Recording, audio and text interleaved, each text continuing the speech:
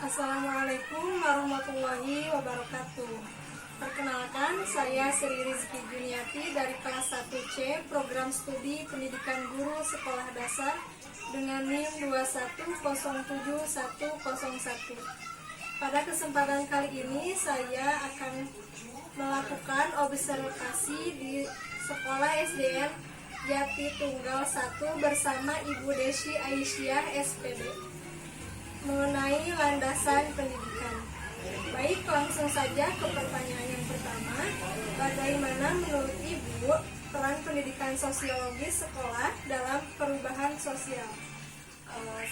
Sosiologi sekolah sangat berperan aktif ya dalam perubahan sosial, karena nanti akan menjadi sebagai acuan dan dasar bagi para siswa agar para siswa mampu menghadapi perubahan sosial yang terjadi di lingkungan sekitarnya. Menurut pandangan Ibu tentang sosiologi pendidikan ini di Indonesia seperti apa?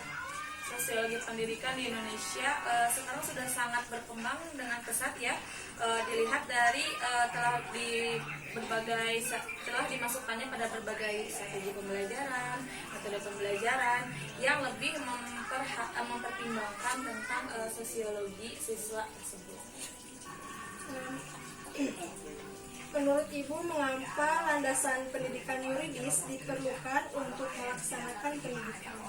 Landasan pendidikan yuridis tentu saja diperlukan ya, karena Indonesia ini adalah Indonesia yang negara hukum, yang berlandaskan hukum, dan sehingga segala sesuatu yang kita lakukan termasuk penyelenggara pendidikan itu harus berpacu pada landasan yuridis atau hukum yang berlaku. Menurut Ibu, bagaimana contoh penerapan landasan yuridis ini dalam pendidikan sekolah dasar? Contohnya itu ada dalam kalau di negara itu kan lebihnya undang-undang dasar ya. Kalau di sekolah mungkin lebih pada peraturan sekolah, peraturan kelas. Di undang-undang juga kan disebutkan bahwa tujuan pendidikan nasional itu ada, di undang-undang itu ada tujuan pendidikan nasional untuk mencerdaskan kehidupan bangsa. Menurut pendapat Ibu, mengapa aliran empiris penting terhadap pendidikan di sekolah dasar? Aliran empiris itu kan kalau tidak salah merupakan aliran yang menitik beratkan pada pengalaman belajar ya, sehingga jelas saja ini sangat berpengaruh, karena seperti kata pepatah, guru yang paling baik itu adalah pengalaman.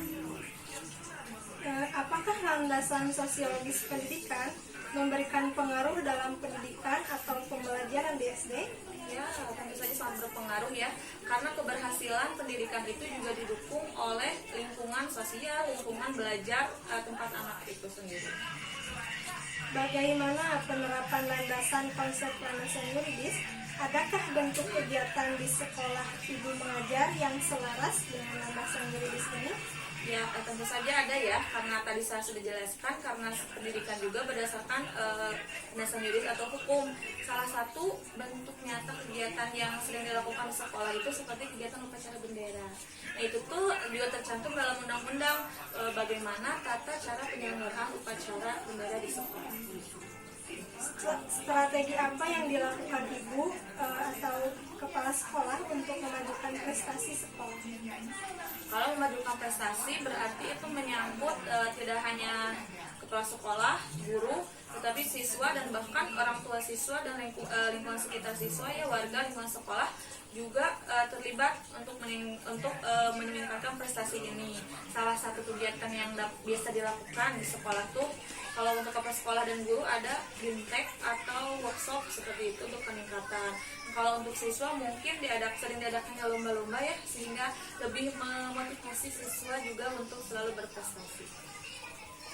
Kemampuan apa saja yang harus diperhatikan dalam landasan empiris di sekolah dasar? Kemampuan yang harus dilakukan yang jelas pasti kemampuan kreativitas dan inovasi, karena untuk menciptakan pengalaman belajar yang bermakna itu sangat sulit ya. Jadi itu gurunya yang kreatif sehingga pembelajaran lebih bermakna dan menciptakan pengalaman yang bermakna juga bagi siswa. Nah, dalam penyelenggaraan pendidikan dan pelaksanaan kegiatan, apakah tempat mengajar Ibu sudah berlandaskan landasan historis? Ya, kalau menurut pengalaman saya jelas saja sudah ya, karena historis itu kan tidak bisa dipisahkan ya dengan keadaan sekarang. Mungkin yang berbeda kalau zaman dahulu, kalau dulu itu berdasarkan historis tuh tujuan pendidikannya hanya untuk sekedar bisa baca tulis. Nah kalau sekarang mungkin sesuai dengan perkembangan zaman tidak hanya baca tulis, tetapi juga dituntut untuk mempunyai kemampuan berpikir kritis, inovasi dan sebagainya. Baik, terima kasih Ibu Desi Aisyah SPD. Saya simpulkan, jadi peran pendidikan sosiologis di sekolah SDN Jatinunggal 1 dalam perubahan sosial itu berperan aktif karena sebagai bekal untuk para siswa agar mampu menghadapi perubahan sosial yang terjadi pada lingkungannya. Nah, melihat sosiologi pendidikan saat ini sudah sangat berkembang pesat, dilihat yang telah diajarkan. Pendidikan sosiologi ini mulai dari sekolah dasar sampai dengan perguruan tinggi. Pendidikan sosiologi ini tentunya sangat penting karena mengingat beragamnya dan cepatnya perubahan sosial yang terjadi di Indonesia. Landasan sosiologi sangat berpengaruh di SDN Jatitunggal karena dalam mengajarkan ilmu kepada siswa kita harus menyesuaikan dengan kondisi lingkungan sosial, sehingga kita dapat memilih pendekatan dan strategi pembelajaran yang tepat. Itu saja mungkin yang dapat saya sampaikan. Mohon maaf masih banyak kekurangan. Terima kasih. Wassalamualaikum warahmatullahi wabarakatuh.